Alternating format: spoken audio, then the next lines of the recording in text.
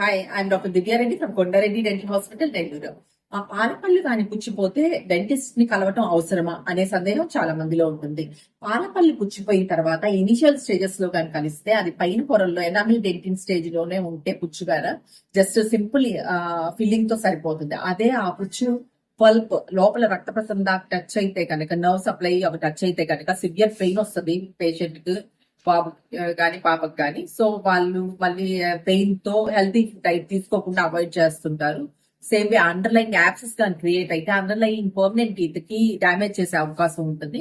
Same way ఒకవేళ ఆ టైంలో ఒకవేళ తీసుకొని వస్తే మనం పల్పెక్టమీ ప్రొసీజర్స్ వచ్చున్నాయి, విచ్ అంటే సిమెంట్ పెట్టే స్టేజ్ కూడా దాటిపోయిన తర్వాత పల్పెక్టమీ ప్రొసీజర్స్ చేసి సేవ్ చేయగలుగుతాము.